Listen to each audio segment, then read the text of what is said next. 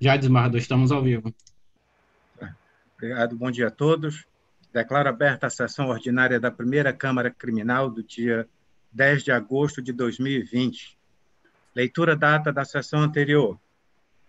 Peço dispensa, senhor presidente. Dispensa também. Tá, pedido de dispensa, todos de acordo. Aprovada a dispensa da leitura da ata. Não há leitura de acórdãos. Julgamento em mesas. Processo da relatoria da eminente desembargadora Carla Maria Santos dos Reis. Vossa Excelência, com a palavra, desembargadora. Bem, só qual é o primeiro da pauta. Deixa eu só abrir aqui. Por favor, só um minuto. Pois não.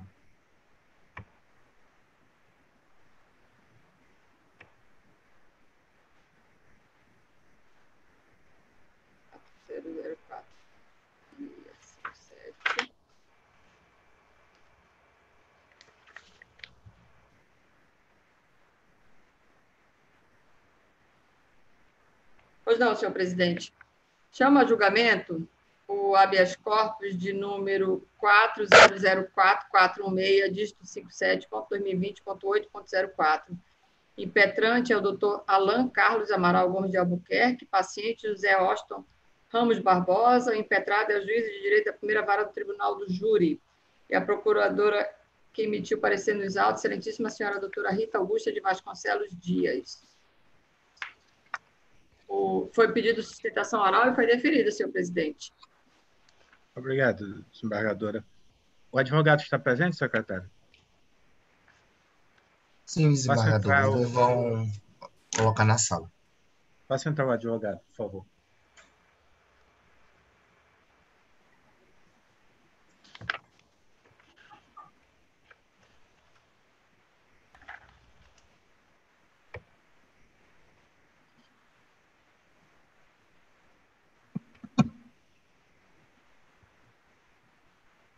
Doutor Alan Carlos Amaral Gomes de Albuquerque, Vossa Excelência dispensa a leitura do relatório?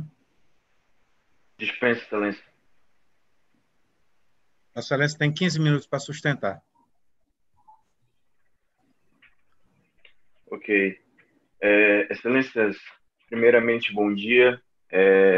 O presidente queria primeiro confirmar a presença. Meu nome é Alan Carlos Amaral Gomes de Albuquerque, OAB 8344. Bom dia, desembargadores, desembargadora relatora, Primeira Câmara Criminal desse Tribunal de Justiça do Estado do Amazonas. O presente habeas corpus, ele trata de impugnação à negativa de revogação da prisão preventiva, Excelência. Dentro desses autos, o paciente José Austin, ele teve a prisão preventiva decretada em virtude da suposta prática de crime de homicídio qualificado. A resignação da defesa que justificou o ingresso com esse habeas corpus, Excelência, visa especialmente destacar que o decreto negativa do juízo, ele é sem respaldo processual dentro dos documentos que instruem o feito em primeiro grau na origem. E por que a defesa diz isso, Excelência? Há um destaque importante do seguinte: em primeiro grau, houve o pedido de liberdade formulado pela defesa do paciente, em que se destacou, em mais de uma oportunidade e com documentação comprobatória dentro dos autos processuais, que a prisão não ocorreram diligências necessárias para justificar a prisão para a garantia da ordem pública ou para a aplicação da lei penal. Assim como, Excelências, foi destacado documentalmente que o réu não se encontrava se foragido. Explico. Primeiramente, essa prisão, Excelências, conforme consta nos documentos de folhas 36 e 37 dos autos de origem, anexados como prova pré-constituída dentro desses autos de habeas corpus, houve a decretação da prisão preventiva do paciente, como disse agora há pouco, na justificativa da garantia da ordem pública e para a aplicação da lei penal, em que houve uma observação de que supostamente o paciente tivesse se evadido do distrito da culpa. Excelência, essa informação da decretação preventiva do paciente, ela não é verídica. Percebe-se que das folhas 01 dos autos da origem as folhas 35, também anexada aos autos desse RIT, houve o destaque claro de que a autoridade policial não tomou uma mínima diligência para verificar o paradeiro do paciente. Ao contrário do que o juízo determinou para a prisão preventiva, que foi decretada em 31 de outubro de 2006, não consta, antes da decisão do juízo, qualquer diligência da autoridade policial para a localização do paciente para prestar esclarecimentos em inquérito policial. Importante, excelências, porque se verifica nos autos que as folhas 10 e 11 dos autos de origem constava endereço que é o endereço do réu compatível até os dias atuais. Isso é importante. Ainda, excelência, que o mandado de prisão foi cumprido 13 anos depois da expedição, ou seja, em 16 de maio de 2019, no mesmo endereço, em Manaus, demonstrando que o paciente não havia se evadido do distrito da Cuba. Importante destacar, excelências, que quando se traz a informação de que supostamente o paciente tem tentado criar obstáculo ao andamento da ação penal, isso também não se sai da demonstração que consta dos autos processuais. Explico também, excelência. Percebe-se que o juízo de origem determinou a citação por edital com base na suposição da evasão, sem que se percebesse, antes dessa determinação, que nenhuma diligência foi tomada para a localização do paciente.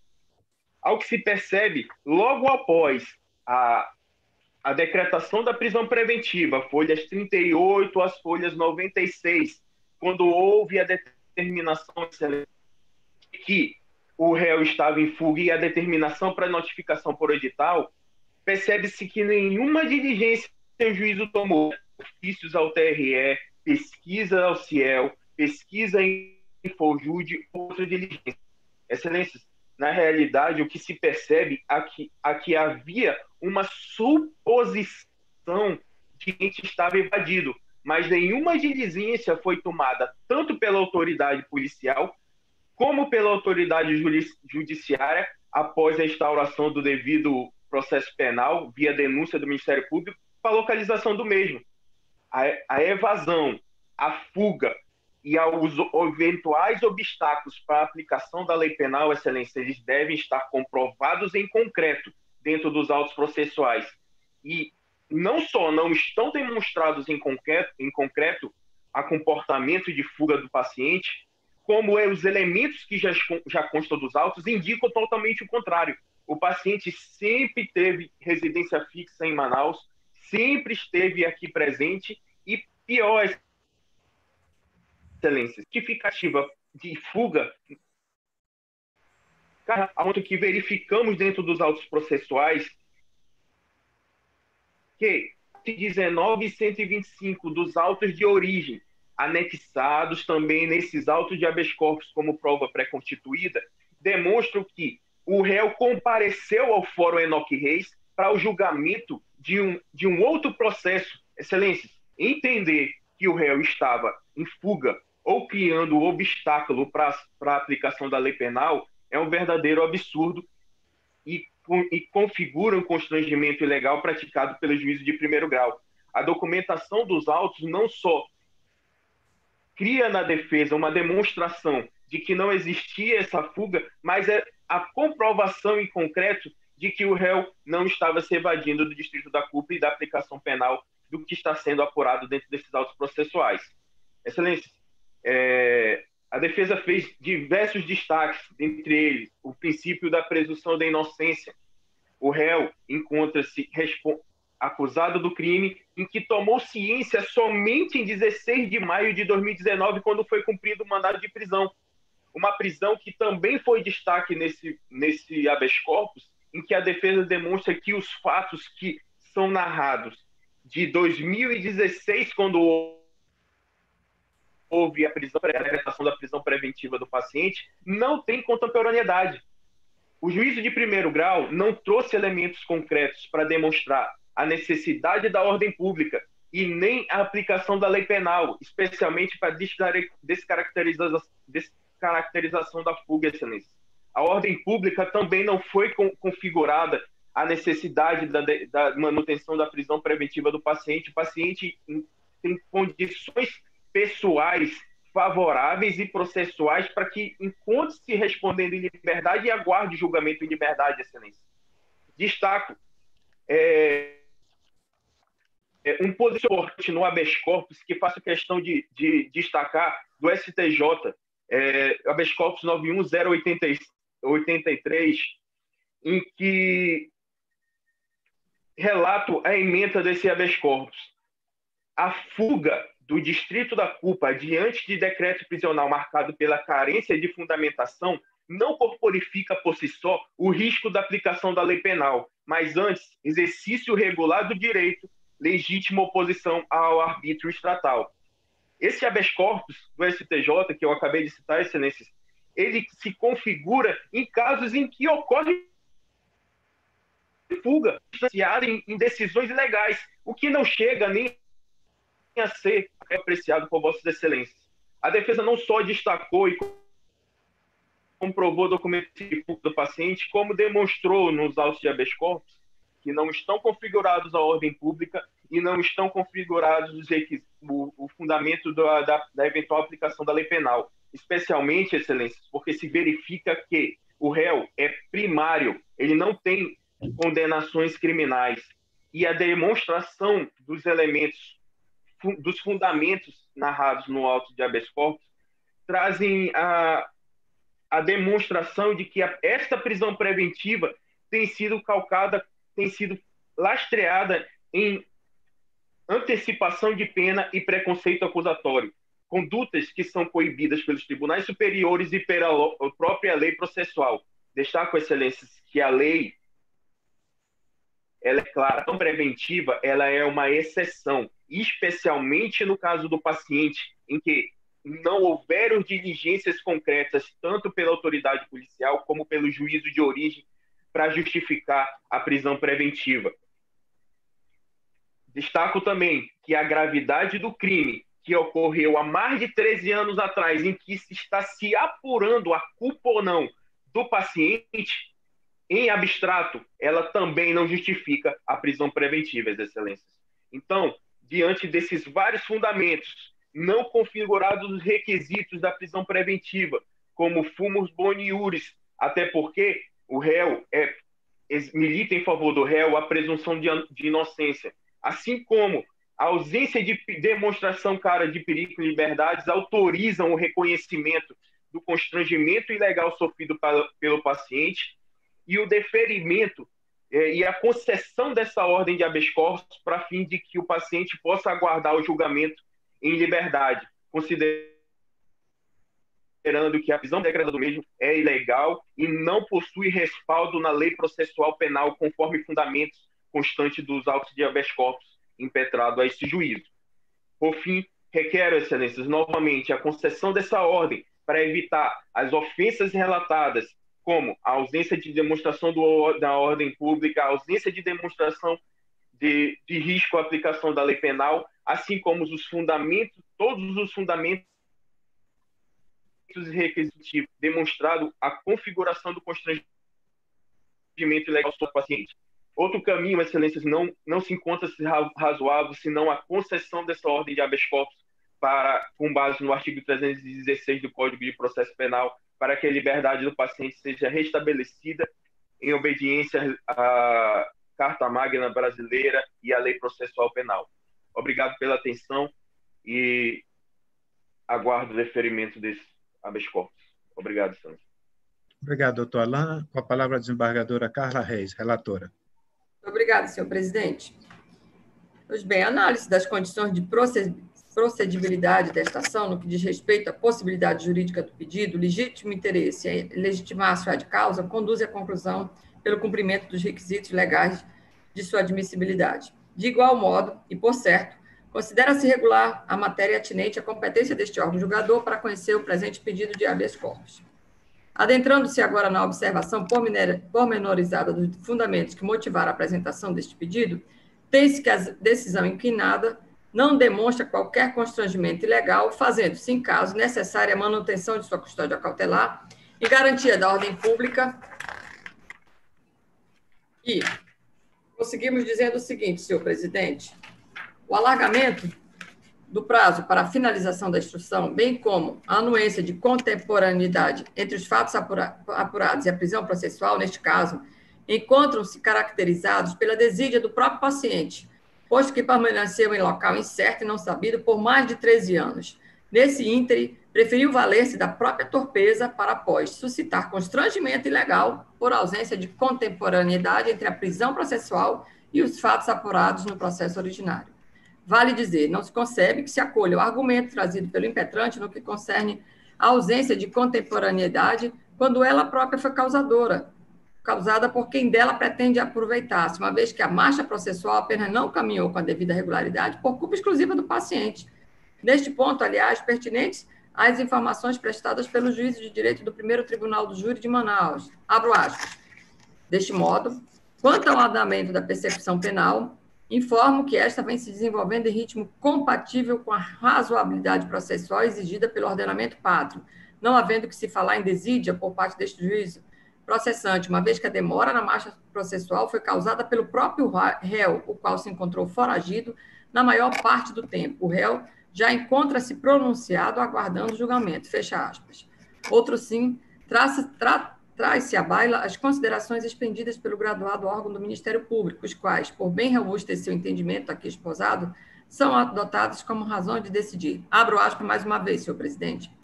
O argumento da defesa de que não foram realizadas diligências para a localização do réu não se sustenta diante do adendo ao relatório final elaborado pelo delegado de polícia responsável pela investigação, por meio do qual se constata que foi empreendido grande esforço do juiz e da polícia para localizá-lo. Inclusive, conseguiram contactar o pai e a mãe de José Austin, e ambos informaram que este é alcoólatra e morador de rua e que não mantém contato com os mesmos. Folhas 67, 68 e 86 e 87 dos autos. A circunstância se confirmou quando, ao ser preso, já em 2019, o paciente afirmou sempre ter sido morador de rua e que raramente vai à casa de sua mãe. Folhas 91, fecho aspas. Consoante o disposto no artigo 565 do Código de Processo Penal, nenhuma das partes poderá arguir nulidade a que haja dado causa, ou para que tenha concorrido, ou referente à formalidade cuja observância só a parte contrária interessa. Não pode o paciente, depois de permanecer anos em local incerto e não sabido, impossibilitando sua localização por parte do juízo processante, valer-se da sua própria prostração para obter o relaxamento da prisão. Imaginar o contrário significaria permitir nítida ofensa ao princípio do interesse, já que a própria parte que deu causa à situação poderia dela aproveitar-se de forma espúria e contrária aos mais comezinhos princípios gerais do direito. E aí, senhores, eu trago, dignos pares, eu trago vários julgados nesse sentido, que Vossas Excelências têm aí à disposição na tela dos seus computadores. E prossigo eu dizendo que, tal como descrito pelo fiscal da ordem jurídica, de fato, incumbe ao magistrado prover o impulso oficial do processo. Data máxima vênia, a leitura dos autos permite concluir que esta obrigação foi cumprida, não se podendo dizer o mesmo com relação ao paciente, único causador da paralisação da marcha processual, porque, conseguinte, bastou a efetivação de sua prisão para que fosse devidamente pronunciado. De mais a mais, assevera-se que a decisão à qual mostra-se devidamente fundamentada, estando apta a garantir a segurança jurídica e a adequada prestação jurisdicional, ante a prova da existência do crime e suficientes indícios de autoria. Restam caracterizados na espécie os requisitos previstos no artigo 312 do CPP, devidamente fundamentados no decreto de prisão. Encontra-se evidenciada a gravidade concreta do modus operandi da conduta, uma vez que, possivelmente, atingiu diversos bens jurídicos aclamados pelo nosso ordenamento jurídico, quais sejam a vida, o patrimônio, a incolumidade física, a segurança pública e paz social. Portanto, necessário se faz manter o constrito cautelar a fim de assegurar a ordem pública. Com efeito, senhor presidente, o Código de Processo Penal Pátrio especificamente em seu artigo 303, inciso 1, traz hipótese em que é admitida a prisão preventiva de invernos. Abro aspas, nos termos do artigo 312 deste Código, será admitida a decretação da prisão preventiva, inciso 1, dos crimes dolosos punidos com pena privativa de liberdade máxima superior a 4 anos, fecho aspas. Dessarte, o próprio legislador considera o crime em testilha como grave, ensejador da decretação da prisão preventiva, uma vez que o seu respectivo preceito secundário dispõe que a cominação abstrata e individualizada da respectiva sanção penal corpórea tem patamar máximo estabelecido acima do quanto de 4 anos. Por todo exposto, senhor presidente, em consonância com o parecer do graduado do órgão ministerial, votamos pela denegação da ordem impetrada por entendermos não existir constrangimento legal no caso sob análise. É como voto, senhor presidente. Obrigado, senhora desembargadora relatora. Como voto, o desembargador João Mauro Bessa. Presidente, não padece, naturalmente, de fundamentação o decreto de prisão preventiva, que observa rigorosamente os requisitos do artigo 312 do Código de Processo Penal. Entendo pela manutenção da custódia cautelar e, consequentemente, estou votando pela denegação do habeas corpus, na linha da inteligência do voto da desembargadora relatora. Obrigado. Desembargador Sabino, como vota Vossa Excelência? Bom dia. Bom dia, desculpa aí o atraso, tive problema com a conexão, eu não participei no início, mas já tinha lido atentamente o voto da relatora. Acompanho, portanto, pela delegação. Também eu acompanho o voto da eminente relatora e, assim, proclamo o resultado nos termos do voto da relatora. Ordem conhecida e denegada. Segundo processo, desembargadora Carla. Obrigado, doutor Alain. Chama a julgamento o habeas corpus de número 40046664, dígito 23.2020.8.04. Impetrante, a doutora Ana Esmelinda Menezes de Mello. Paciente, Fabrício Brito da Cunha. Impetrado, juízo de direito da 6ª Vara Criminal de Manaus, e o procurador que emitiu parecer nos autos, excelentíssimo senhor doutor Públio Caio Bessa Cirino. Senhor presidente, existe pedido de sustentação oral e que foi deferida. Muito obrigado, desembargadora. Secretário, o advogado está na sala? Ela já está sendo colocada na sala.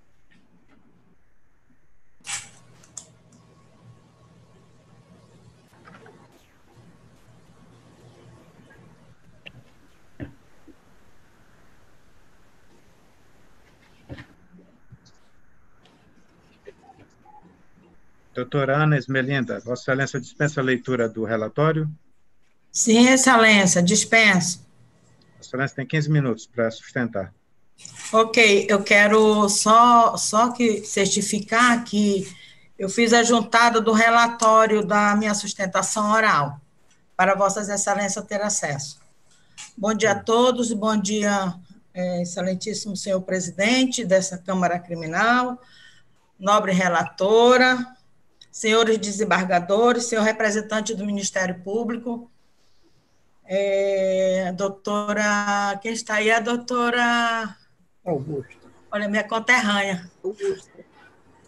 Tudo bem, doutora? Doutor Sabino, prazer.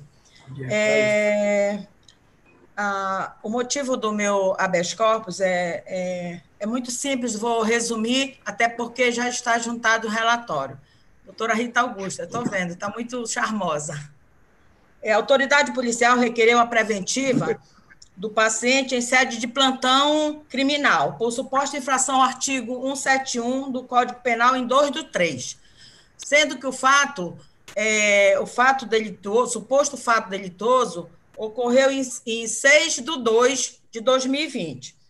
A juíza plantonista não vislumbrou no plantão, não vislumbrou a excepcionalidade a justificar a extraordinária do juízo de plantão, requereu que fosse enviado o inquérito policial para análise com a prioridade do caso requer. Então, a autoridade policial requereu no plantão, ela não vislumbrou, e a promotora de plantão acompanhou o parecer acompanhou, no seu parecer, folhas 27 e 28, emitiu parecer no sentido de que o pedido não guarda urgência, vez que o plantão destina-se apenas à matéria de urgência, para que aguardasse o expediente Florencio. Muito bem. A ser distribuído para a central de inquérito, a juíza da central de inquérito abriu vista para o Ministério Público, né? E até então, quando vai para a central de inquérito, ou flagrante, ou qualquer pedido, a defesa não sabe qual, só vai saber quem é qual é a vara destinada quando o MP emite o parecer. Muito bem. Então, o parecer foi emitido pelo doutor Damasceno, que requereu acompanhou a representação ministerial, deu parecer favorável pela prisão preventiva. Muito bem.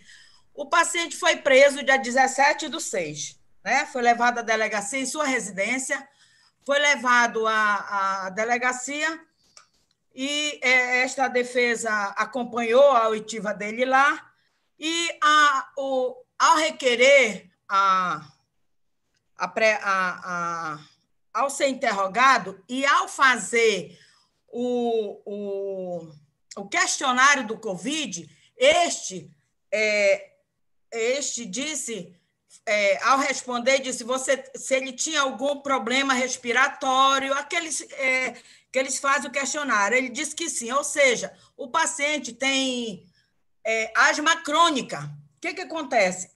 A juíza, ao decretar a preventiva do paciente, ela deixou bem explícito, tá? Que a autoridade policial e ao presídio que ele analisasse se o paciente, se o réu era sintomático e que fizesse um teste para saber a permanência dele lá ou não, e aí ela iria analisar domiciliar. Muito bem. Até o presente momento, até a presente data, o delegado sabia da decisão da juíza, bem como o diretor do presídio, porque ele foi para o CTR a princípio, a decisão da juíza acompanhou e até agora o paciente encontra-se doente, até porque eu fiz um parlatório com ele essa semana que passou, e ele me disse que se encontra com muita febre, levo ele para a enfermaria, da enfermaria dou um remédio, ele retorna. Eu juntei aos autos, excelências, o laudo do médico, onde fala que ele tem asma crônica, até porque ninguém sabe, é imprevisível dizer, ou é previsível que alguém do presídio esteja acometido do Covid, só fazendo o teste. Então, pelos sintomas e pela febre contínua que está acontecendo, ele possivelmente, eu digo possivelmente que eu não sou médico, mas pelos sintomas. Então, eu me preocupei com isso, com relação a isso, por isso que eu estou destacando aqui. Muito bem. E na sede de central de inquérito, por que eu requeri o pedido de revogação na central de inquérito? Dia 29/6, fazia 10 dias que o paciente estava preso. O que acontece? Dia 29/6, ele não tinha enviado o inquérito. Eu peticionei às 9, às 10 e pouco, e ele peticionou às 9, porque ninguém tinha acesso para saber se ele tinha entrado ou não. Muito bem. O processo, meu pedido, ele ficou pendente. Ao oferecer a denúncia, o Ministério aí foi para a vara sorteada, qual seja, a 6ª Vara Criminal. E aí foi quando a doutora Ana Galli, que eu tenho um respeito enorme por ela, né? Indeferiu o pedido no sentido de que a fundamentação dela, por diversos pedidos, como se a defesa tivesse feito vários pedidos e os pedidos não tivessem sucesso. Na realidade, não foi isso que aconteceu. Foi feito apenas um pedido, né? Muito bem, excelência. O paciente está sendo... até porque, quando a defesa fez a resposta escrita, eu arguí em preliminar, conforme a tipificação do delegado, ou seja, 171, sendo que o Ministério Público optou por denunciar no artigo 155. Ou seja, se possivelmente, né, ele for condenado, até porque se tem ainda a presunção de inocência aqui, se ele for condenado, Excelência, não há por que manter o paciente em cárcere, até porque ele não irá ficar com a condenação do artigo 155, ainda que o processo está parado desde a 29/7, sem qualquer movimentação, ele não ficará preso. Então, a prisão é a regra, né? É a regra só. Né? Não se pode deixar ninguém preso, podendo dar ao preso o direito da liberdade e de se defender. Então, a defesa aqui requer de Vossa Excelência, senhora relatora, até questão humanitária, que conceda a ordem em favor do paciente, como a defesa se manifesta, e muito obrigada. Obrigado, doutora Ana. Com a palavra, a eminente relatora, desembargadora Carla Reis. Obrigada. Senhor presidente, preliminarmente, no que tange especificamente às questões jurídicas trazidas na exordial em relação à necessidade de reavaliação da prisão, com fundamento nas recomendações exaradas pelo Conselho Nacional de Justiça, por meio da recomendação de número 62, de 17 de março de 2020, destaca-se que tal matéria sequer chegou a ser objeto de submissão ao juízo criminal apontado como fator, de sorte que se pode verificar que o impetrante trazer imediatamente essa instância jurisdicional, questões de competência, trouxe questões de competência originária do juiz ACOR. No caso, não tendo sido referido o argumento levado ao conhecimento do juízo primeiro competente, nem tendo sido colacionado aos autos qualquer prova pré-constituída das alegações, não deve esta relatoria imiscuir-se em questões tais sob pena de incorrer em devida supressão de instância. Dessa forma... Excelência, doutora relatora, pela ordem. Nomeadas neste remédio constitucional em relação às questões jurídicas relacionadas à necessidade de reavaliação da prisão com base nas recomendações de número 62, exaradas pelo CNJ, provocaria, assim, a indevida supressão de instância, uma vez que não consta nos autos qualquer prova de submissão dessa matéria à apreciação do juiz singular. E trazemos aqui julgados nesse sentido. Então, primeiramente, senhor presidente, nós estamos julgando prejudicada essa presente ordem de habeas corpus em relação a este ponto apontado, que não foi submetida, pelo menos não consta dos autos, ao juiz de primeiro grau. Eu queria que Vossa Excelência passasse, antes de passarmos a análise do mérito, remetesse a apreciação dos devidos dos colegas dos pares. Excelência, eu gostaria... A senhora passou já o momento de sustentação oral, doutora Ana. Estamos em votação. Com relação ao documento. Em votação. O documento se encontra nos autos de primeiro grau, sim, Excelência. Estamos em votação. Ok, Mauro Bessa, obrigada. vota Vossa Excelência. Desculpa, Excelência, desculpa, tá? Presidente, tem dois aspectos com relação a isso. Primeiro, que realmente, como bem argumentou a desembargadora relatora, o primeiro grau ele não se manifestou, até porque há necessidade de provas pré-constituídas. Então, ele teria que ir lá primeiro se manifestar. E segundo, presidente, talvez até a relatora informe, mas não me parece que tenha nos autos prova de que o presídio não esteja tomando todas as providências necessárias para manter à distância os presidiários. Eu estou acompanhando, presidente, desse primeiro ponto, o voto da desembargadora relatora. Desembargador Sabino, como vota Vossa Excelência? Acompanhando também a relatora, senhor presidente. Eu acompanho Vossa Excelência. Continue, desembargadora Carla. Obrigada, senhor presidente. Então, feitas estas considerações iniciais, passamos à análise do mérito, da impetração. Em análise do teor da decisão que manteve a prisão cautelar, conclui-se ser adotada de embasamento idôneo, pois a natureza da infração e a circunstância do delito respaldaram a segregação cautelar com fruto na garantia da ordem pública, possivelmente colocadas em risco, caso seja o paciente posto em liberdade.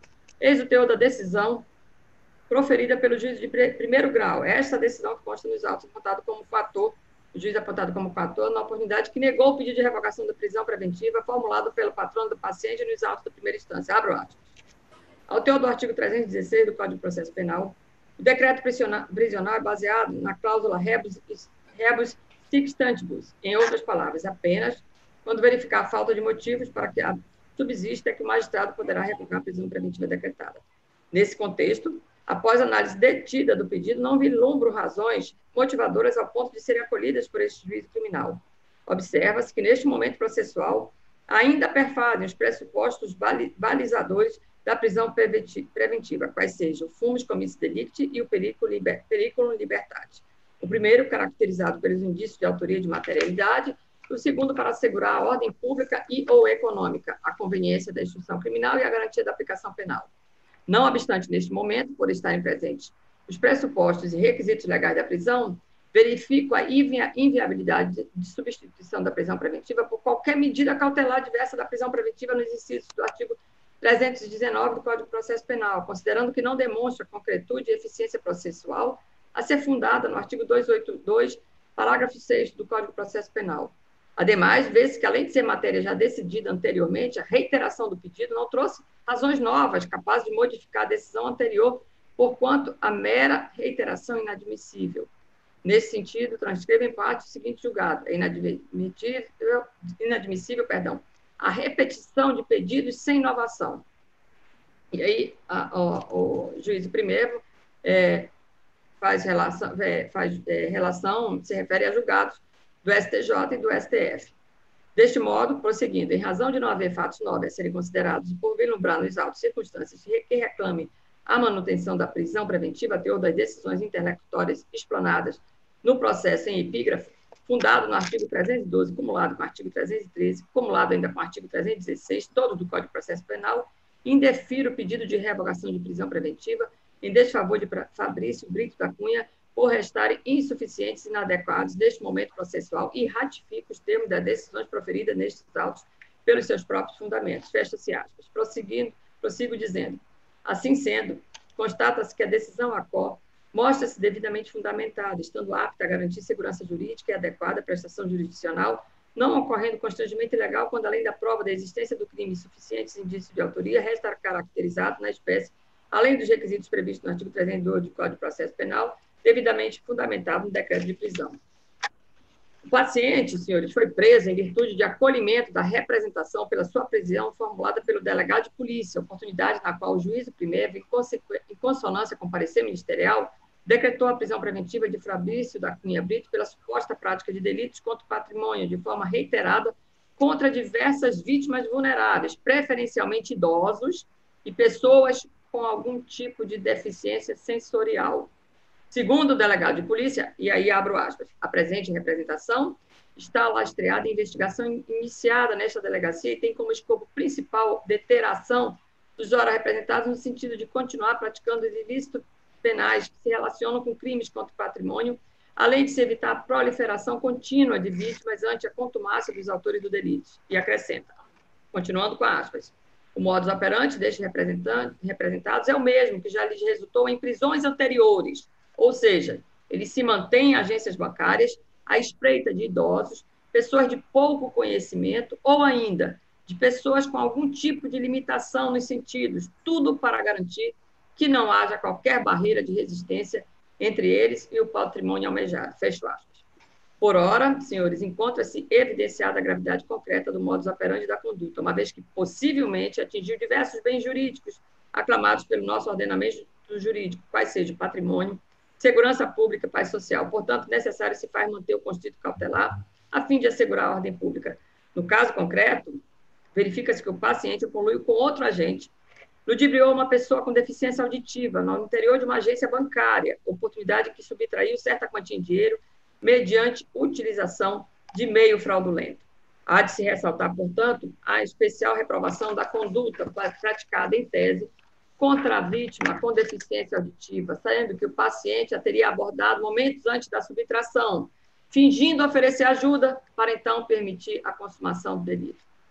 Pessoas geralmente idosas e pessoas pouco esclarecidas e muito humildes. Evidente, portanto, que a fraude foi praticada prevalecendo-se da fragilidade do ofendido, circunstância que revela a falta de escrúpulos que justifica a prisão cautelar.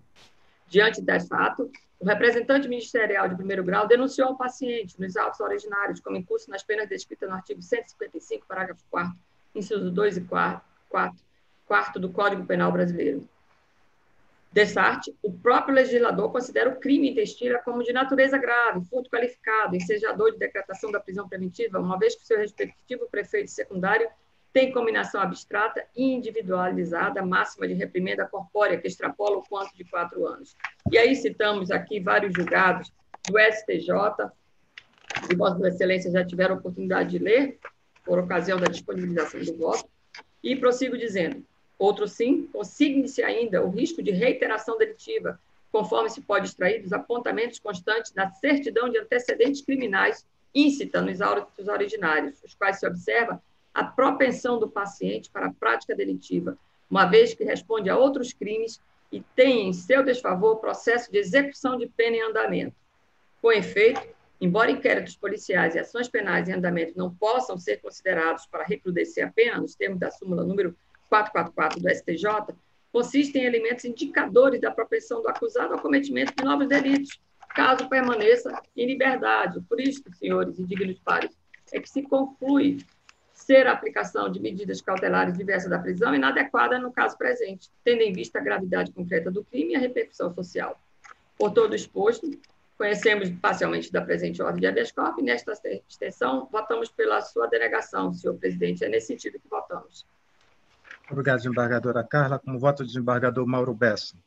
Presidente, para a decretação da prisão preventiva, são suficientes a prova do crime e indícios suficientes de autoria, como todos nós sabemos. Isso aí está mais do que demonstrado. Mormente, quando demonstrada motivadamente a sua necessidade como forma de garantia da ordem pública, a fim de resguardar o meio social e a própria segurança da atividade jurisdicional, assegurando a aplicação da lei penal. Eu estou, presidente, dado todas as provas trazidas, né, nos autos, eu estou acompanhando o voto da eminente relatora. Pela delegação. Obrigado, desembargador Mauro. Um voto do desembargador Sabino Marques.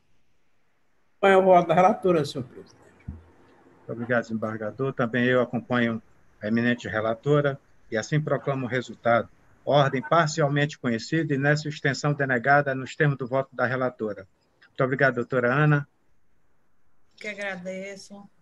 Foi um prazer em revê-los nessa pandemia. Chama a julgamento o processo, continuando em mesa. Chamo a julgamento o habeas corpus 400-3775-69-2020, impetente doutor Ricardo Mendes Lasmar, paciente Rafael Fernandes Rodrigues, impetrado meritíssimo juiz de direito da 2ª Vara do Tribunal do Júri. Advogado doutor Johnny Aroucha, para sustentação oral.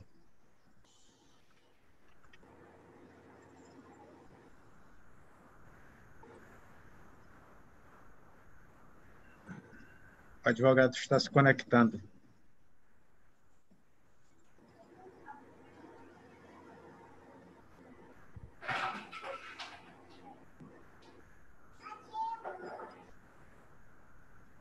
Algum problema, Sebastião?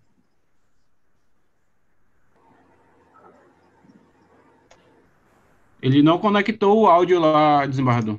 Só um minutinho.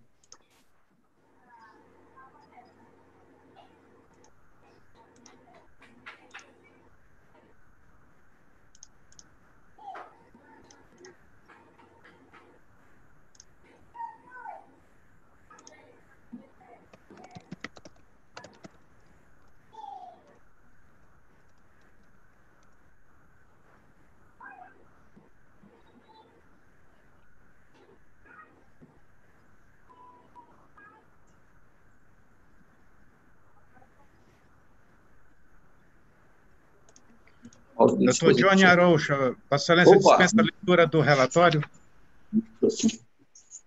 Dispensa, Excelência, dispensado. Vossa Excelência tem 15 minutos para sustentar. Ok, muito obrigado. Primeiramente, meus cordiais cumprimentos a todos os nobres desembargadores aqui presentes, em especial ao nobre doutor José Hamilton. Opa, estão me ouvindo bem, Excelência? Sim, prossiga. Ok, deu um retardo aqui agora, deu um delay aqui rapidinho. Meus cumprimentos, doutor José Hamilton, os demais desembargadores que se fazem presentes, nobre procuradora, nobre secretário, otimizando os trabalhos aqui, cumprimento também, agradeço a presença de todos, é uma satisfação exercer o trabalho da defesa perante Vossas Excelências, ainda que por vídeo, mas o momento de pandemia requer esse tipo de cautela que é muito prudente por parte dos tribunais. Bem, o que nos traz aqui hoje é um habeas corpus cujo fato ganhou uma notoriedade na imprensa local, trata-se de um homicídio, né? Nós temos aqui um réu confesso e uma situação um tanto peculiar, diríamos assim, em relação ao paciente, que é o senhor Rafael Fernandes, porque, ao contrário de muito, eu acompanhei com muita atenção os demais julgamentos aqui, é o que a gente acompanha normalmente no dia a dia das decisões, dos julgamentos, a figura do autor do fato, ou então do acusado, do investigado. Aqui eu vou dizer o autor do fato, porque nós temos um réu confesso, o que caracteriza, inclusive, a sua colaboração com o Poder Judiciário, evitando, assim, maiores delongas investigatórias.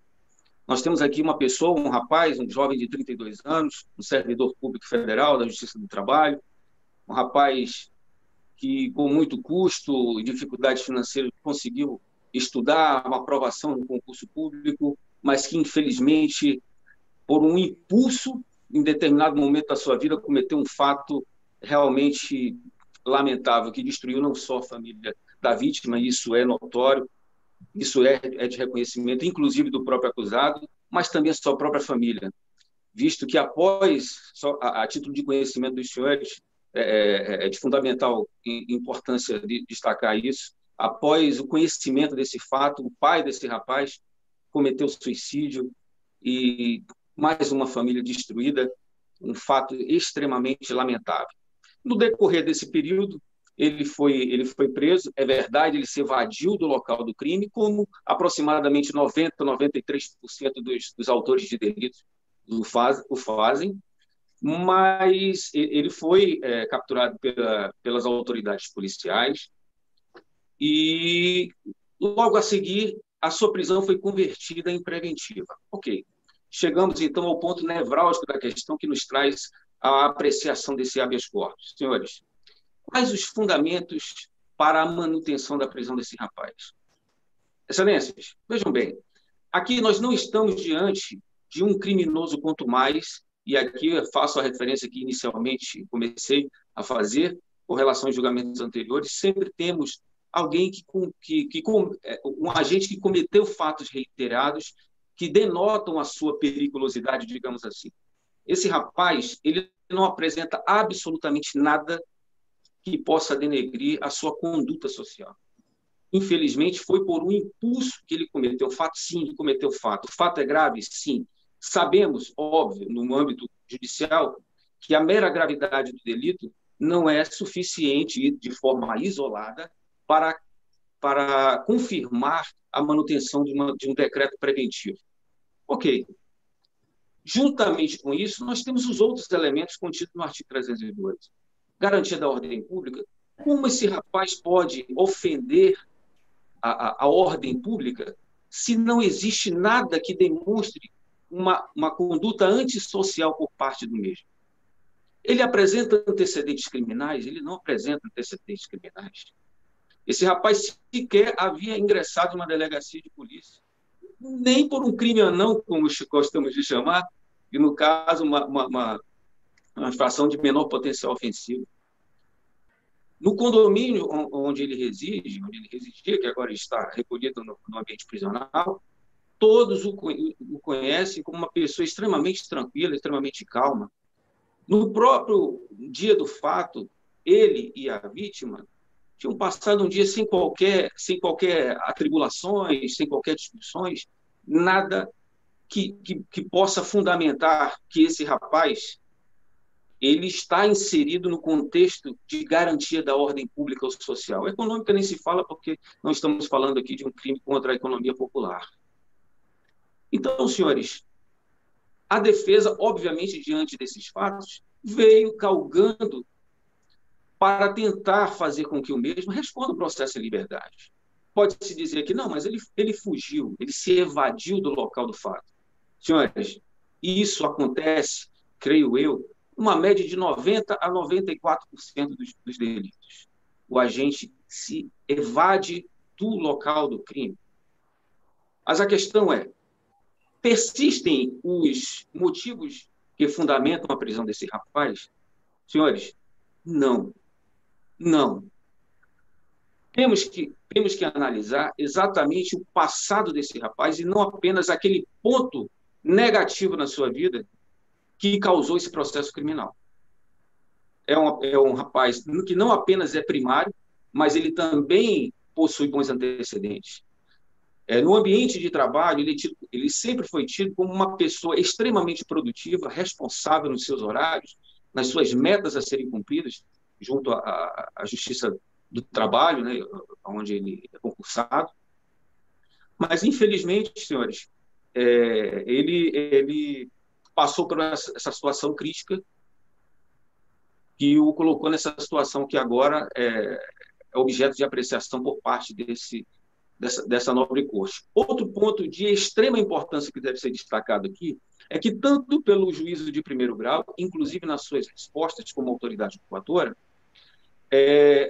enfatizou-se um ponto como se fosse um ponto de relevância posterior àquela decretação inicial, de que a sua manutenção de prisão seria importante, seria fundamental, em razão das investigações criminais. Senhores, por uma questão de lógica jurídica, esse fundamento cai por terra. Porque, vejam bem, se a manutenção da prisão dele vou colocar esse verbo nesse tempo, era de fundamental importância para as investigações criminais, já não é mais. Porque o próprio Ministério Público, que é o dono da ação, conduz a acusação, já formalizou a sua denúncia, já houve, inclusive, manifestação por parte da defesa após esse instrumento acusatório. Ou seja, o próprio órgão acusatório, o próprio Ministério Público, Excelências, já se deu por satisfeito com tudo aquilo que está contido no bojo das investigações. E reitero aqui, senhores, o rapaz, que agora figura como paciente, ele colabora com a justiça. Inclusive, ele é réu confesso. Ele narrou exatamente tudo aquilo que aconteceu. Ressalto aqui também, até para reiterar a boa conduta que esse rapaz sempre teve, a conduta social dele. Nos relacionamentos anteriores, nunca houve qualquer ocorrência de violência, de agressões à vítima, à ex-mulher com quem ele foi casado, a Graziella. Inclusive, Excelência, só para que os senhores tenham uma ideia, esse rapaz que não tem parentes aqui em Manaus. Vejam só a dificuldade também que é para o trabalho da defesa para ajudar esse rapaz. Ele não tem parentes aqui e a única pessoa que ele autoriza, que lhe deu suporte e que veio de espontânea vontade até o nosso escritório, se comprometendo a ajudá-lo aqui fora, só para que os senhores tenham uma ideia, é a ex-mulher do Rafael, a senhora Graziella. Ela está dando todo o suporte no que for preciso, com relação aos bens materiais dele, alguma documentação, apenas nesse sentido.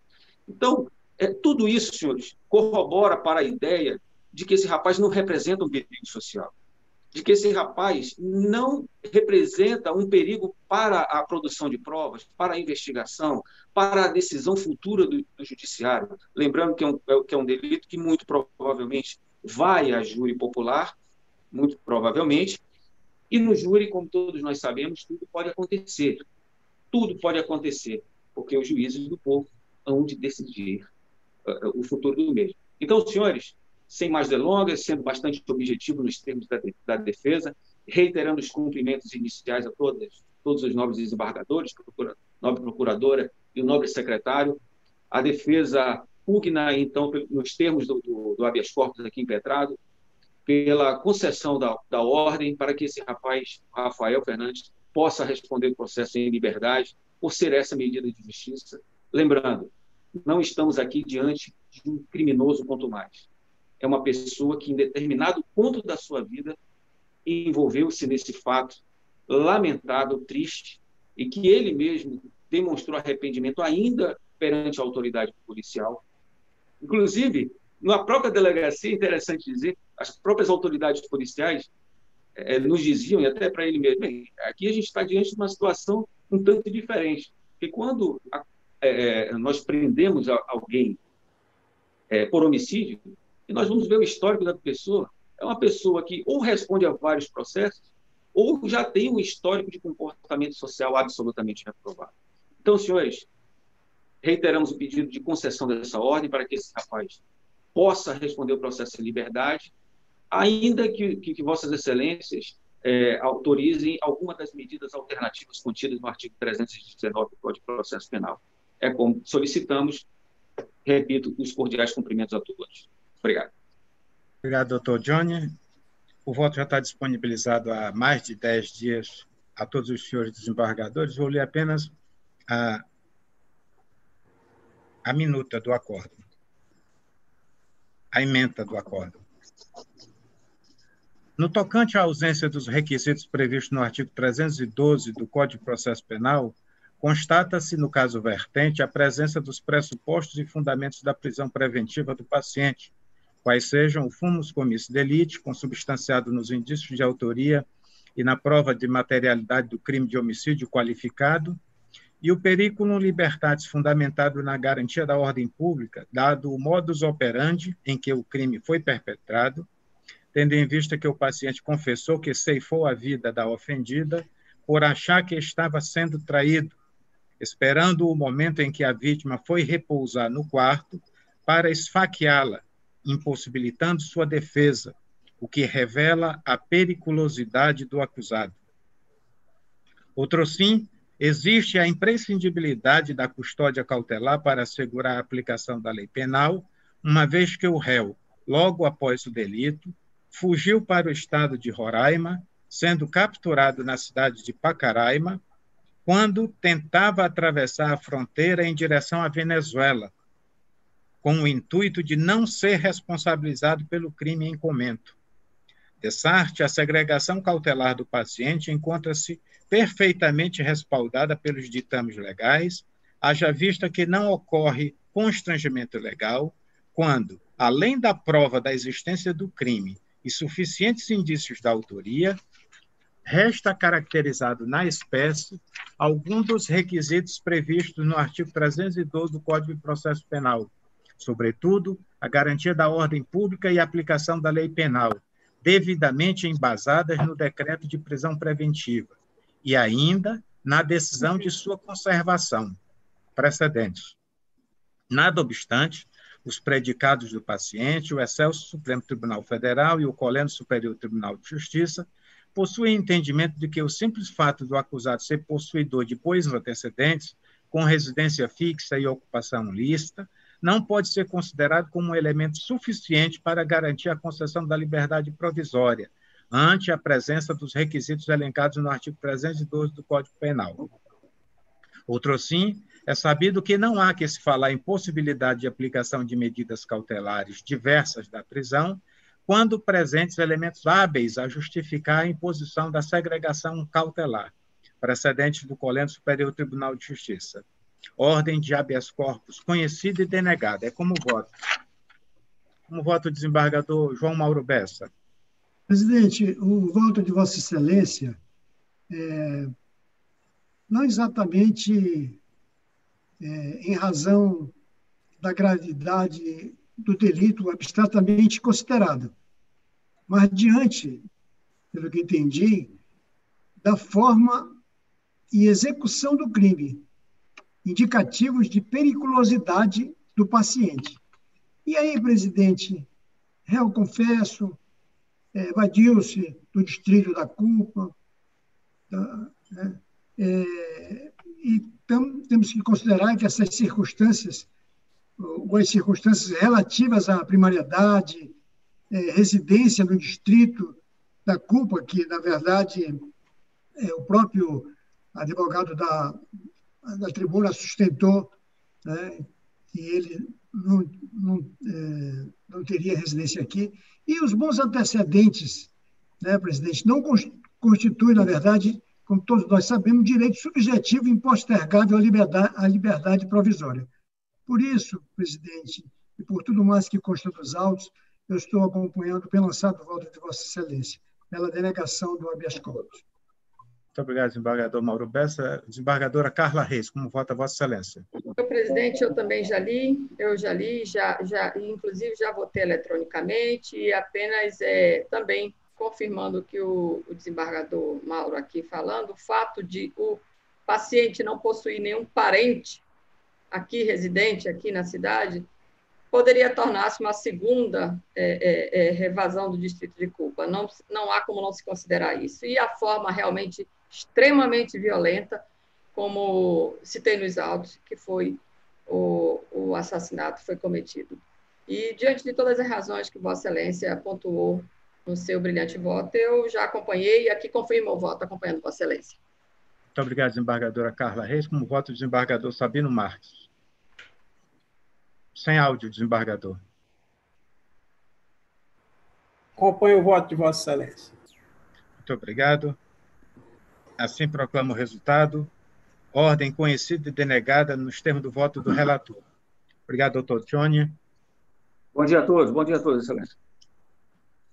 Chama a julgamento o habeas corpus 400-448407-2020, impetrante doutora Joalissandra Pereira de Amorim, paciente Daniel Chinedu Dixon, impetrado meritíssimo juiz de direito da Central de Plantão Criminal da Capital. Doutora Joalissandra, já na sala? Está conectando, Excelência. Obrigado, Master.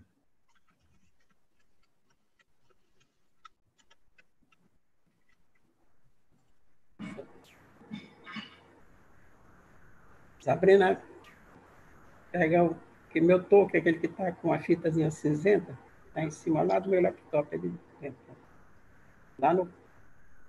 Doutora Joalissandra. Está em cima do laptop. Está sem imagem, doutora.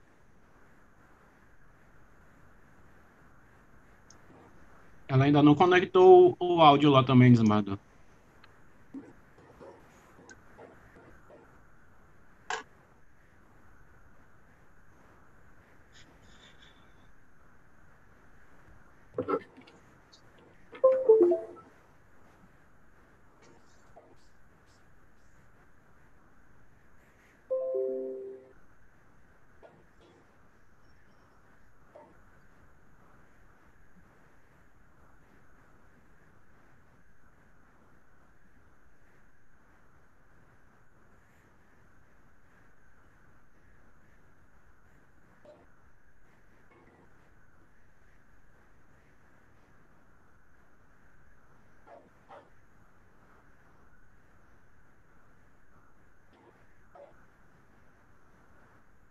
Vamos aguardar um pouco.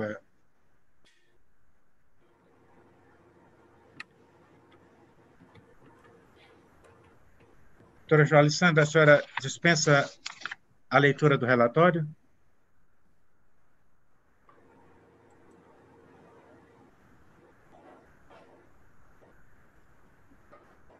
A senhora está ouvindo, doutora?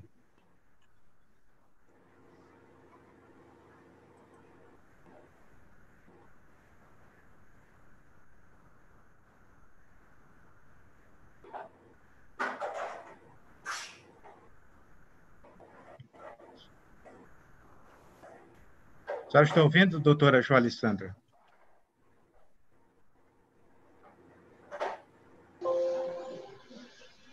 Vossa Excelência dispensa a leitura do relatório, doutora Joalissandra? Oi, eu não escutei. Vossa Excelência dispensa a leitura do relatório? Sim, eu dispenso, sim, Vossa Excelência. Vossa Excelência tem 15 minutos para a sustentação oral.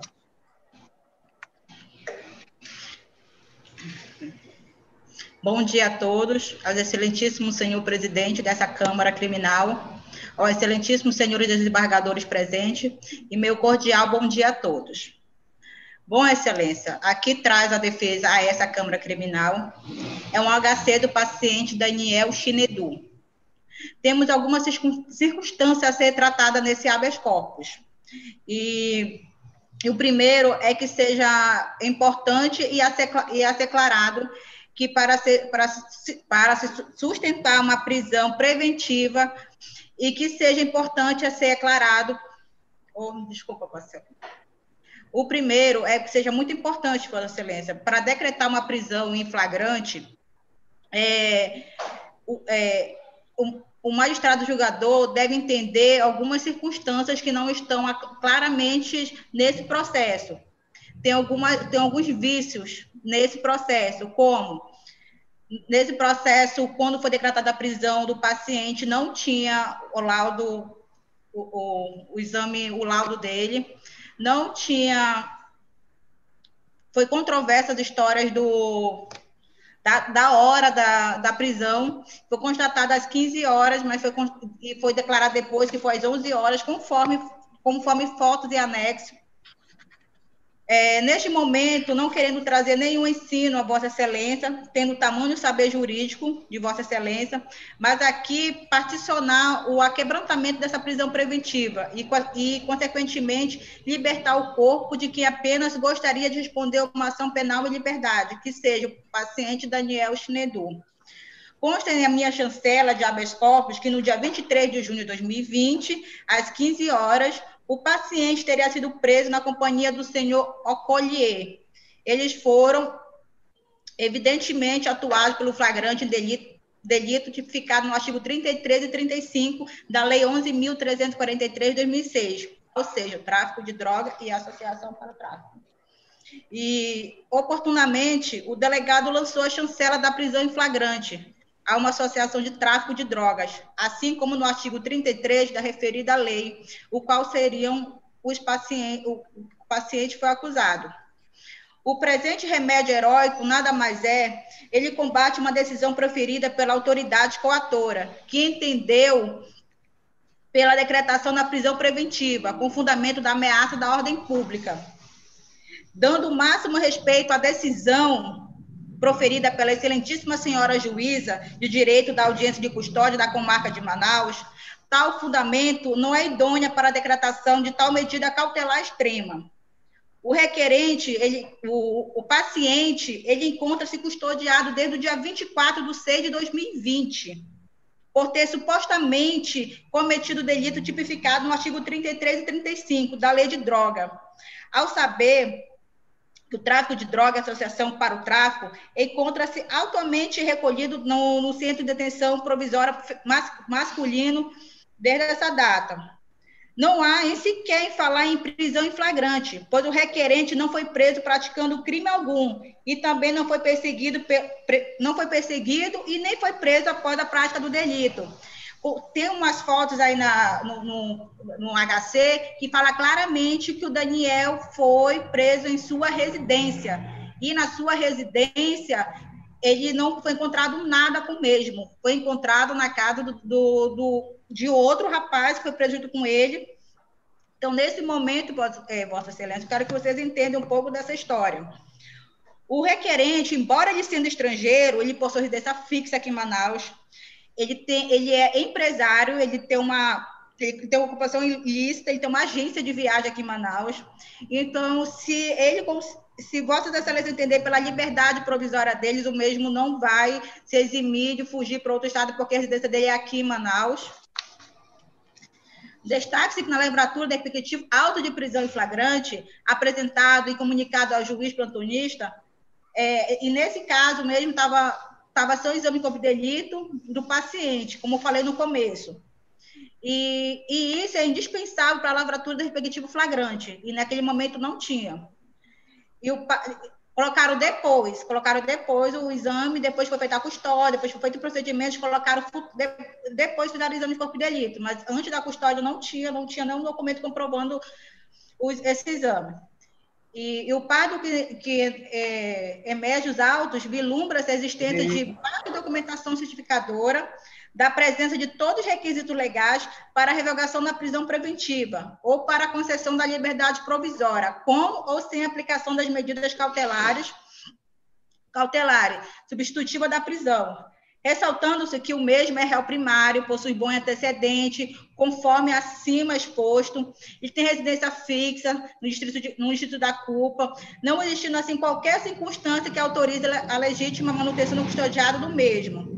Excelência, nada de ilícito foi encontrado no poder ou na posse do ora paciente Daniel Chinedu Tixon, bem como nada foi encontrado em seu veículo ou em sua residência, a razão pela qual a defesa pugna pela revogação da prisão preventiva ou pela concessão da liberdade provisória, uma vez inexistem os motivos autorizadores para a decretação da prisão preventiva.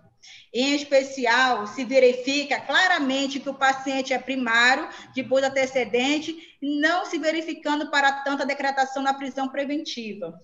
E vou falar um pouquinho, para vocês entenderem um pouco, que lá nas folhas 4 da fase de inquérito, o condutor Euler, que ele fala claramente que foi uma das pessoas que conduziu o Daniel à delegacia, ele fala claramente que foi feita uma denúncia anônima, que o denunciado ele tinha era uma denúncia sobre venda de roubos de veículos de luxo para fora, era uma quadrilha grande, e elas enviavam esses carros para Tabatinga, Colômbia, e tudo isso foi questionado no dia da audiência. Mas, para vocês entenderem, Vossa Excelência, não foi encontrado carro de luxo, não tem provas suficientes, nenhum documento que comprove que foi feito, que foi levado um carro de luxo para fora, não tem um documento que comprove isso. Não tem uma comprovação se teve mulas ou se tem alguém que trouxe droga para eles, não tem provas também nesse momento. E a defesa entende, como não tem provas suficientes para a decretação da prisão preventiva, a defesa requer a liberdade provisória do mesmo. Se não for entender de vocês, aplique pelo menos as medidas cautelares diversas da prisão ou monitoramento eletrônico. É isso que a defesa tem a declarar nesse momento. Obrigado, doutora João Alessandra. O voto está disponível há bastante tempo. Eu vou ler apenas a ementa do acórdão, esclarecendo que nós estamos tratando aqui da prisão preventiva e não do flagrante. Não ocorre constrangimento ilegal quando, além da prova da existência do crime e suficientes indícios de autoria, resta caracterizado na espécie a necessidade de garantia da ordem pública devidamente fundamentada no decreto de prisão preventiva. Em caso, a materialidade do crime de tráfico de drogas está demonstrada pelo auto de exibição e apreensão e pelo laudo pericial, em que consta que foi apreendido com o paciente 5 quilos 856 gramas de substância entorpecente, conhecida como cocaína, além de balanças de precisão, apetrechos típicos do comércio de drogas e ainda 3 imagens sacras, nas quais 2 delas armazenavam em seu interior substâncias entorpecentes. Os indícios de autoria, por sua vez, restam presentes nas declarações prestadas em delegacia pelas testemunhas de acusação, policiais civis que atuaram na prisão em flagrante do acusado, esta, fruto de investigação realizada pela Delegacia Especializada em Roubos e Furtos de Veículos, cujo ponto investigativo envolvia, aspas, uma quadrilha que encaminhava carros de luxo roubados na região de Tabatinga e Colômbia, onde eram trocados por drogas e insumos para refino de entorpecentes. Fecho aspas. No outro giro, além dos aspectos acima citados, o douto juízo de piso salientou a necessidade da custódia cautelar para a garantia da ordem pública em virtude da expressiva quantidade de entorpecente apreendida com o paciente, fundamento válido para justificar a medida extrema, nos termos da jurisprudência do Colégio Superior Tribunal de Justiça, também seguida por este egrégio sodalício. É disso que, uma vez presentes os motivos para a prisão cautelar e demonstrando-se ser esta a medida necessária ao caso vertente, diante da gravidade em concreto do delito, da garantia da ordem pública e da conveniência da instrução criminal, é desnecessária a análise acurada de outras medidas cautelares diversas da prisão. No que diz respeito às condições subjetivas favoráveis do paciente, o Excelso Supremo Tribunal Federal e o Colégio Superior Tribunal de Justiça possuem entendimento de que o simples fato do acusado ser primário e possuidor de bons antecedentes e residência fixa não podem ser considerados como um elemento suficiente para garantir, por si sós, a revogação da prisão preventiva, ante a presença dos requisitos elencados no artigo 312 da Lei Adjetiva Penal, precedentes. Ordem de habeas corpus conhecida e denegada. É como voto. Como voto o desembargador João Mauro Bessa. Presidente, Vossa Excelência chamou a atenção logo no início do seu voto, que, na verdade, nós estamos aqui a discutir não eventual nulidade do flagrante, da prisão em flagrante, mas sim a pretensão é o relaxamento da prisão, do decreto da prisão preventiva. E é interessante, presidente, que aqui não se trata de mera posse, mas sim de tráfico e associação para o tráfico. Né? De forma que, presidente, não há a falar na revogação da prisão preventiva quando presente seus requisitos autorizadores, como Vossa Excelência bem já trouxe no seu voto. São requisitos esses autorizados pelo artigo 312 e 313 do Código de Processo Penal, e cujo decreto, inclusive, foi bem fundamentado pelo juiz Lacó. E, no mais, presidente, entendo também, tal como Vossa Excelência, ainda aplicável, no caso aqui, as medidas cautelares do artigo 319. Acompanho na íntegra o voto de Vossa Excelência. Obrigado, desembargador Mauro Bessa. Como vota a desembargadora Carla Reis. Senhor presidente, eu já votei eletronicamente, confirmo meu voto acompanhando Vossa Excelência. Muito obrigado, desembargadora Carla. Desembargador Sabino Marques, como vota Vossa Excelência? Acompanho Vossa Excelência. Muito obrigado. E assim, proclamo o resultado, ordem conhecida e denegada nos termos do voto do relator. Obrigado, doutora Alessandra. O item 5, ontem, já hoje pela madrugada, o advogado ingressou com a petição, e eu vou apenas apregoar, mas vou retirar de pauta, apenas para retirar de pauta, que eu vou analisar essa petição que foi dada entrada. Chama julgamento habeas corpus 400.446768/2020, impetente doutor Nathaniel Pereira Massulo, paciente Emerson da Silva e Silva, impetrado no meritíssimo juiz de direito da 2ª Vara da Comarca de Manicoré. Processo retirado de pauta.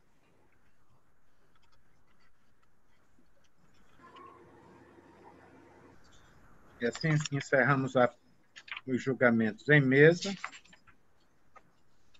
E passamos agora à pauta de julgamentos. Chama julgamento da apelação criminal 061-0785-20-2019, origem Terceira Vecute, apelante André Trajano Feitosa, advogados doutores André Humberto Papaléu, Isabel Luana de Oliveira Papaléu. Apelante André Tinoco de Lima Júnior, advogado doutor Clíngia Oliveira. Relatora desembargadora Carla dos Santos Reis. Vossa Excelência, com a palavra, desembargadora.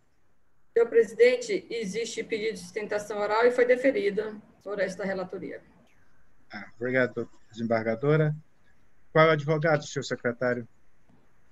Desembargador, é o doutor André Papaléu, ele está conectando. Sim.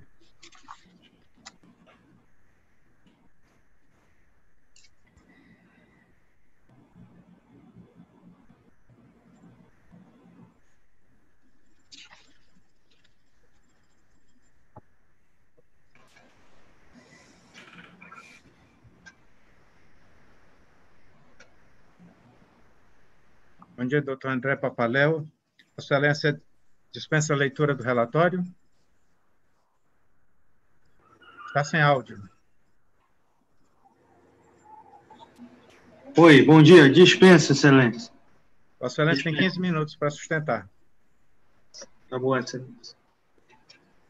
Bom dia, senhores desembargadores do Ministério Público.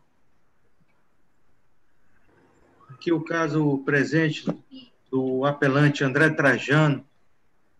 Nós estamos pugnando para a aplicação do parágrafo 4º do artigo 33 da Lei 11.000/2006, né?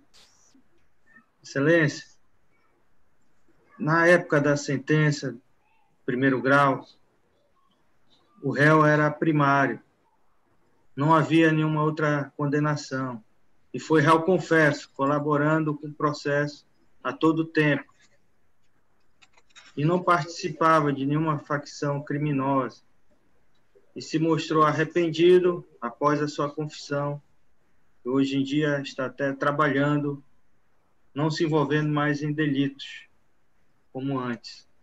Então, é por isso que nós pedimos aí o parágrafo 4º, com a pena mínima em alto grau, aplicando 1/6 a diminuição da pena.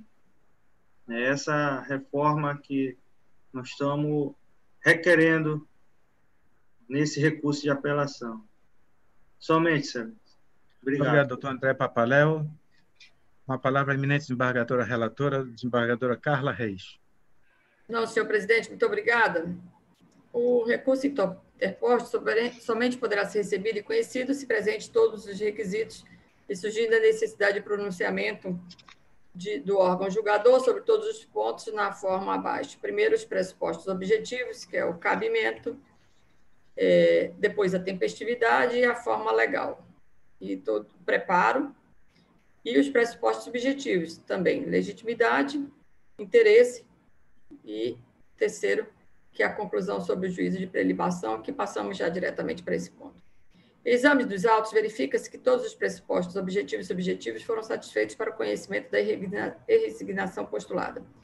Dito isto, o senhor presidente conhece-se dos recursos e passa-se a análise do mérito da causa. Os recursos, entendemos que eles não comprovam comprovimento, primeiro, porque o recurso da apelo criminal é caso típico de recurso ordinário para proeminência, tutelado por todos os arcabouços jurídicos modernos, marcado pela possibilidade de ampla devolução de cognição ao juízo adquém, sendo também reconhecido como garantia processual de instrumentalização do princípio implícito constitucional do duplo grau de jurisdição. Na vertente hipótese, referido recurso foi interposto voluntariamente e fulcrado no artigo 593, inciso 1, do Código de Processo Penal, visando combater parte do ergástolo condenatório que, apreciando o mérito, condenou o recorrente pela prática do crime de tráfico de drogas, sabidamente assemelhado a hediondo, consoante mandamento constitucionalmente previsto no artigo 5º da Constituição Federal. Ao fazê-lo, o insurgente preferiu fazer uso do princípio do tanto devolutum quanto apelado, restringindo a atuação recursal desta instância aos limites contidos no seu pedido de reforma da decisão objulgada. Os apelantes foram processados e condenados porque, nas circunstâncias descritas na denúncia, conforme narrativa, abro aspas aqui, dos fatos expostos no inquérito policial, no dia 8 de março de 2019, por volta das 13h30, policiais militares, no regular exercício da função, faziam patrulhamento extensivo, quando receberam denúncia anônima de que havia 2 veículos vindo de Manacapuru para Manaus, modelos Etios e Sandero, com 5 pessoas a bordo deles. Os policiais se deslocaram até a ponte sobre o Rio Negro e lá avistaram um veículo modelo Etios vindo na direção de Manaus. Fizeram a sinalização para ele parar, mas este não parou.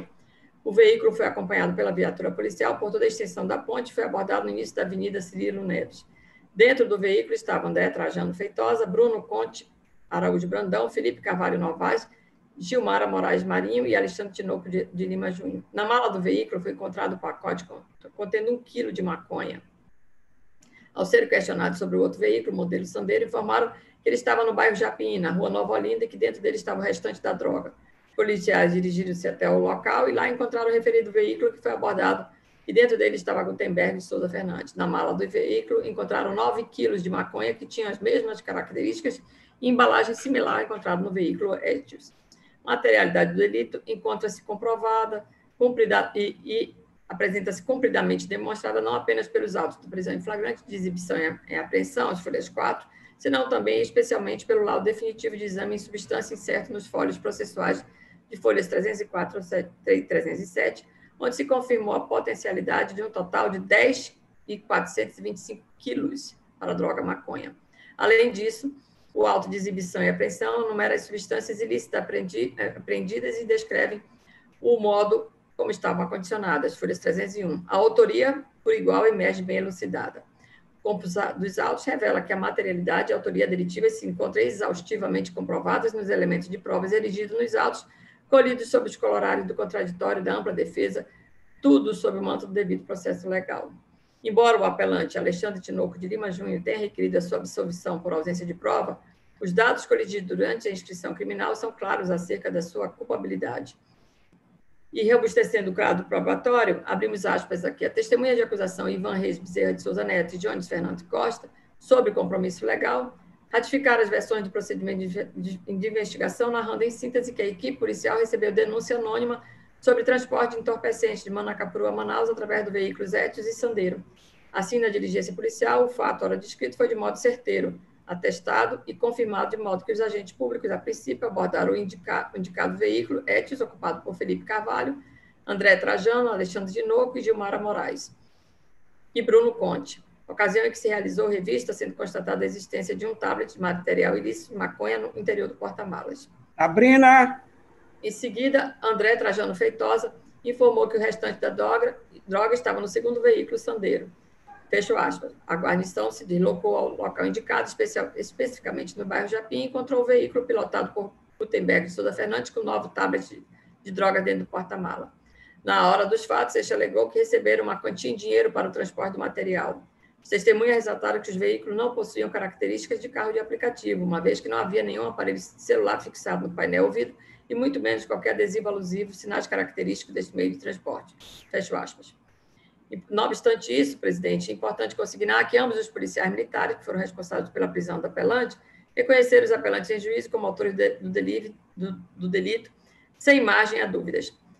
Não se pode olvidar que tais depoimentos merecem ter acolhida, já porque os policiais não conheciam os apelantes, não tinham motivo para incriminá-los se eles não tivessem mesmo a cometer o crime de tráfico de drogas. E, a propósito, já se decidiu nesse sentido, e aí é o que eu transcrevo de vários julgados da Suprema Corte e do STJ. Importante registrar também, como já se teve a oportunidade de decidir, e abrindo aspas, digo que assente de forma pacífica na jurisprudência dos tribunais pátrios que os depoimentos de policiais, quando coerentes e sem discrepância entre si, têm a validade de quaisquer outras declarações, não podendo ser desprezadas sem prova de má-fé ou suspeita de falsidade. Prossigo eu também, senhor presidente, dizendo que, só um minuto que o sistema aqui está um pouco lento, o nosso ordenamento jurídico não estabelece impedimento ou suspeição do depoimento da testemunha que, no seu mistério da atividade policial, participou da diligência que resultou na prisão do agente. Denota-se, ao contrário, que a materialidade e a autoria delitiva estão presentes em desfavor do apelante, baseadas no laudo toxicológico, bem como nos depoimentos prestados, os quais se harmonizam com o conjunto probatório que informa os autos, demonstrando que os argumentos deduzidos no presente recurso não são dignos de provimento. Vale anotar, ademais, que a substância entorpecente que os recorrentes transportavam pela quantidade e forma de acondicionamento denotam já por si que se destinavam ao comércio ilícito. Cabe observar também que, nesse passo, que a apreensão de significativa quantidade de maconha, deles mais de 10 quilos, conduz à segura conclusão de que se destinavam ao comércio ilícito e tráfico de drogas.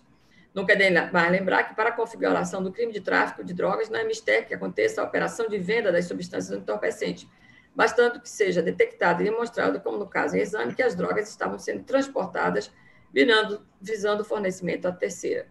Destarte suficientemente provadas materialidade e autoria resultante da ação descritiva da incoativa, cuja tipicidade, sob os aspectos objetivos e subjetivos, antijuridicidade e culpabilidade, encontram-se igualmente demonstradas sem qualquer causa de exclusão da ilicitude ou da culpabilidade, tudo está a indicar, mesmo a violação pelos apelantes da norma de proibição esculpida no artigo 33, caput da Lei 11.343, de 2006, razão pela qual era mesmo inarredável provimento condenatório, como bem proclamado pelo iminente magistrado sentenciante, cujas lúcidas e bem colocadas razões de decidir foram aqui adotadas.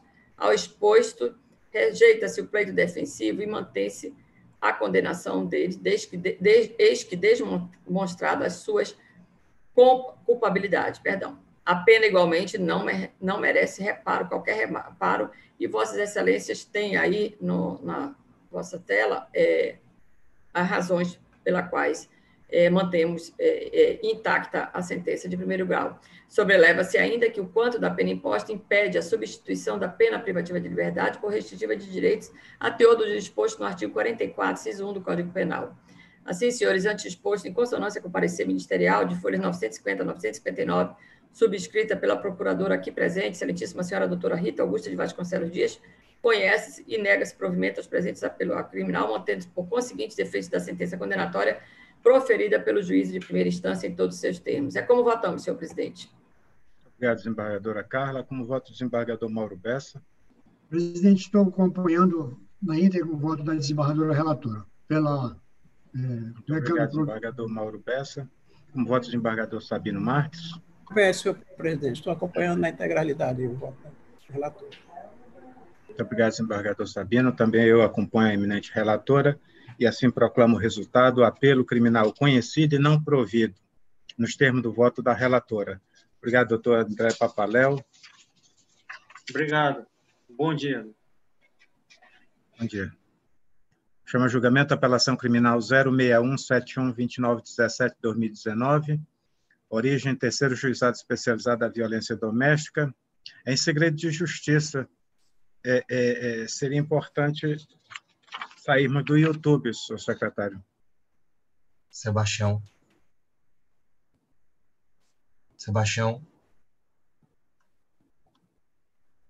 Eu vou desligar aqui do YouTube, só um momento.